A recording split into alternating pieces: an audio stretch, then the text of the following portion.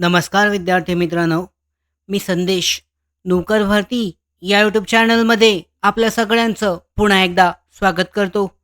जिल्हा मध्यवर्ती सहकारी bank, DCC bank, district central cooperative bank भरती प्रक्रिया सध्या जिल्हानिहाय सुरू असून सातारा जिल्ह्याची भरती परीक्षा सुरू आहे. या भरती परीक्षेमध्ये जे आहे पॅटर्ननुसार 10 ते 15 प्रश्न जे आहे सहकार आणि बँकिंग या सेक्शनमध्ये या टॉपिकवर येत आहेत.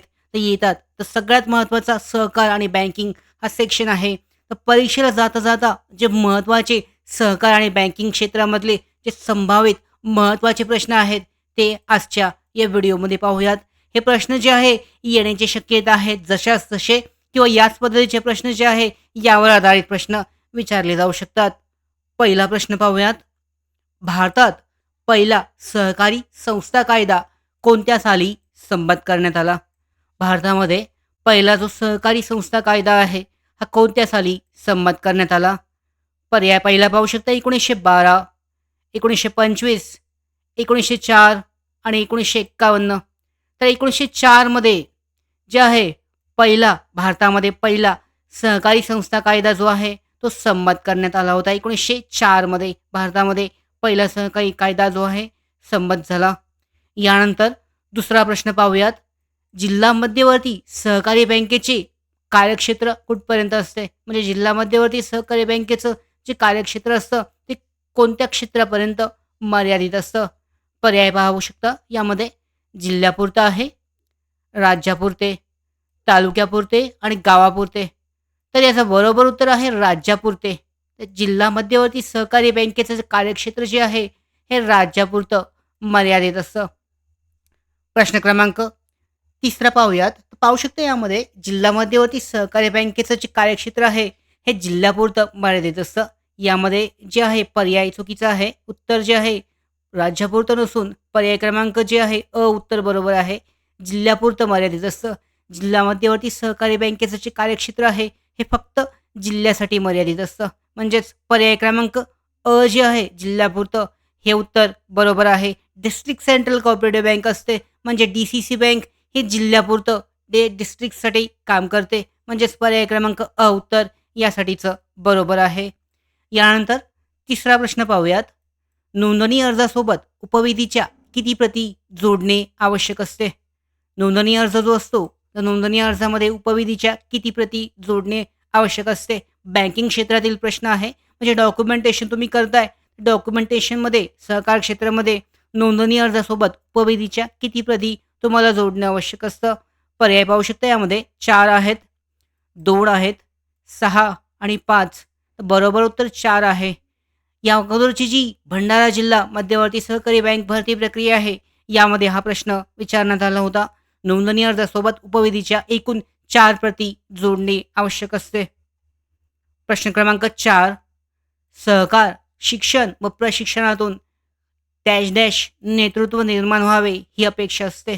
सहकार, शिक्षण आणि प्रशिक्षणातून कशा पद्धतीचं नेतृत्व निर्माण व्हावं अशी अपेक्षा असते? पर्याय पाहू शकता. कुशल, अकुशल, स्वार्थी आणि विश्वासू.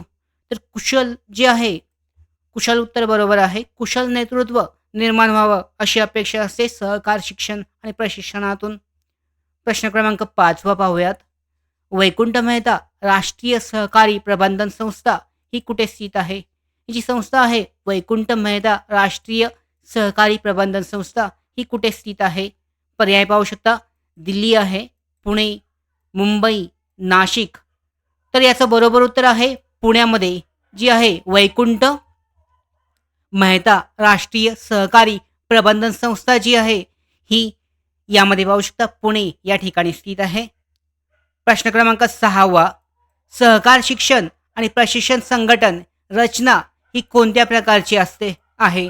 तर पाहू शकता यामध्ये प्रश्न आहे सहकार, शिक्षण व प्रशिक्षण संघटन रचना ही कोणत्या प्रकारची आहे? पर्याय आहेत यामध्ये एकस्तरीय, दुसरा पर्याय आहे द्विस्तरीय, पर्याय क्रमांक 3 आहे त्रिस्तरीय आणि पर्याय क्रमांक 4 ड आहे यामध्ये यापैकी नाही. तर पाहू शकता सहकारी, शिक्षण आणि प्रशिक्षण संघटन रचना ही त्रिस्तरीय प्रकारची असते. 3 स्तरीय म्हणजेच त्रिस्तरीय हे उत्तर यासाठीचं बरोबर आहे. 7वा प्रश्न पाहूयात. सहकारी संस्थांवर देखरेख व नियंत्रण ठेवण्यासाठी महाराष्ट्र शासनाने कोणाची नियुक्ती केली आहे? सहकारी संस्थांवर देखरेख व नियंत्रण ठेवण्यासाठी महाराष्ट्र शासनाकडून कोणाची नियुक्ती केली आहे किंवा केली जाते? तर सहकारी संस्था ज्या असतात, सहकारी संस्थांमध्ये जशी बँकांसाठी देखरेख ठेवण्यासाठी RBIची नियुक्ती केली जाते, तसेच सहकारी संस्था ज्या असतात, आता सहकारी संस्थांवर देखरेख ठेवण्यासाठी कुणाची नियुक्ती केली जाते? तर पाहू शकता पर्याय यासाठीचे: सहकारी अधिकारी, प्रवर्तक, सचिव, सहकार व आयुक्त व निबंधक. तर यासाठीचं सुद्धा बरोबर उत्तर पाहू शकता, सहकार आयुक्त व निबंधक यांची नियुक्ती जी आहे सहकारी संस्थांवर देखरेख ठेवण्यासाठी नियंत्रण ठेवण्यासाठी केली जाते. 8वा प्रश्न आहे. सहकारी संस्थांसाठी सहकार आयुक्त व निबंधकांची नेमणूक कोण करतं? आता सहकारी संस्थांसाठी नियंत्रणासाठी जी नेमणूक केली जाते सहकारी आयुक्त व निबंधकांची, यांची नेमणूक जी आहे ही कोणामार्फत केली जाते किंवा नेमणूक कोण करतं? पर्याय पाहू शकता: राज्य शासन, बँक आहे, केंद्र शासन आणि स्थानिक स्वराज्य संस्था. तर राज्य शासनाकडून जी आहे यांची नेमणूक केली जाते. म्हणजे त्यांचं नियंत्रण ठेवण्यासाठी, सहकारी संस्थांवर नियंत्रण ठेवण्यासाठी सहकार आयुक्त आणि निबंधक नेमले जातात आणि यांची नेमणूक राज्य शासनाद्वारे केली जाते. प्रश्न क्रमांक 9 पाहूयात. सहकार आयुक्त व निबंधक हे कोणत्या स्तरावर कार्य करतात? आता सहकार आयुक्त आणि निबंधक हे राज्य शासनाकडून जाहीर केले जातात, राज्य शासनाकडून जे आहे नियुक्त केले जातात. याचाच अर्थ ते जे कार्य जे आहे त्यांचं कार्य, नियंत्रणाचं कार्य हे राज्य स्तरावर चालतं. म्हणजेच सहकार आयुक्त व निबंधक हे राज्य स्तरावर कार्य करतात. पुढचा प्रश्न क्रमांक 10वा. सहाय्यक निबंधकाची नेमणूक ही कोणत्या स्तरावर केली जाते? सहाय्यक निबंधक जो असतो याची नेमणूक कोणत्या स्तरावर असते? पर्याय पाहू शकते यामध्ये: विभाग, राज्य, जिल्हा आणि तालुका. तर सहाय्यक निबंधक जो आहे हा तालुका स्तरावर नेमला जातो. सहाय्यक निबंधकांची नेमणूक ही तालुका स्तरावर केली जाते. तर अशा पद्धतीने जिल्हा मध्यवर्ती सहकारी बँकेसाठीची जी भरती प्रक्रिया आहे, 700 जागा विविध जिल्ह्यांनी लिपिक, त्याचबरोबर शिपाई पदासाठीची ही भरती प्रक्रिया, यासाठी पाहू शकता आम्ही 10 संपूर्ण जे सराव प्रश्नसंच आहेत परीक्षेच्या अभ्यासक्रमावर 90-10, 90-10चा जो पॅटर्न आहे ह्या पॅटर्नवर तयार केली आहेत. यामध्ये प्रत्येक सेक्शन जो आहे टॉपिक यामध्ये आम्ही कव्हर केला आहे. याची लिंक आहे डिस्क्रिप्शन बॉक्समध्ये. मोबाईल ॲप्लिकेशन नोकर भरतीचं मोबाईल ॲप्लिकेशन डाउनलोड करून तुम्ही 10 प्रश्नपत्रिका सोडवू शकता. याची लिंक डिस्क्रिप्शन बॉक्समध्ये आहे, चेक केली जाऊ शकते. पुढचा प्रश्न पाहूयात. 11वा प्रश्न. सहकारी संस्थेची नोंदणी झाल्यानंतर किती महिन्याच्या आत पहिली साधारण सभा घेणे आवश्यक असते? सहकारी संस्थेची नोंदणी केल्यानंतर किती महिन्याच्या आत पहिली साधारण सभा घेतली जाते किंवा आवश्यक असते? पर्याय पाहू शकता. 2 आहे, 3 आहे, 4 आहे आणि 5. तर याचं बरोबर उत्तर आहे 3 महिन्याच्या आत घेणे आवश्यक असते. पहिले जी सभा असते 3 महिन्याच्या आत घेणे आवश्यक असते. प्रश्न क्रमांक 12वा. महाराष्ट्रातील पहिला सहकारी संस्था कायदा कोणत्या वर्षी संमत झाला? पाहू शकता. भारतातील पहिला आणि महाराष्ट्रातील पहिला दोन वेगळ्या गोष्टी आहेत. भारतातील पहिला 1904 आणि महाराष्ट्रातील पहिला सहकारी संस्था कायदा जो आहे 1960 मध्ये संमत झाला, पास झाला होता. पाहू शकता बरोबर उत्तर आहे 1960. महाराष्ट्रातील पहिला 1960. 13वा प्रश्न. सहकारी संस्थेचे भांडवल उभारणीचे प्रमुख वित्तीय साधन कोणते? सहकारी संस्था जे आहेत भांडवल उभारणी करतात, त्यासाठी प्रमुख वित्तीय साधन त्यांच्यासाठी कोणतं असतं? पर्याय पाहू शकता. भाग भांडवल, प्रवेश शुल्क, यानंतर अनुदान आहे आणि ठेवी. तर भाग भांडवल या माध्यमातून त्यांचं जे आहे भांडवल जे आहे त्यांचं वित्तीय साधन जे आहे महत्त्वाचं हे भाग भांडवल असतं. यामार्फत त्यांचे जे वित्तीय आहे प्रणाली जी आहे ती चालते. प्रश्न क्रमांक 14वा. सहकारी कायद्यानुसार सहकारी संस्थेच्या निव्वळ नफ्यातील किती टक्के रक्कम राखीव निधीत जमा केली पाहिजे? आता सहकारी संस्थांचा जो कायदा आहे या सहकारी संस्थांच्या कायद्यानुसार सहकारी संस्थेच्या निव्वळ नफ्यातील किती टक्के रक्कम राखीव निधीत जमा करणे आवश्यक आहे? तर एकूण 25% जी रक्कम आहे ही राखीव निधीत जमा करणं आवश्यक आहे, जमा केली पाहिजे, अशा पद्धतीचा नियम आहे. पुढचा प्रश्न 15वा प्रश्न. भारतातील दुसरा सहकारी कायदा कोणत्या वर्षी संमत करण्यात आला? आता पहिला कायदा जो आहे 1904 मध्ये संमत झाला आणि दुसरा कायदा 1912 मध्ये संमत करण्यात आला. हे जे कायदे आहेत महाराष्ट्रामधील पहिला कायदा जो आहे सहकारी कायदा 1960 आहे. भारतामधील पहिला 1904, दुसरा 1912 आहे.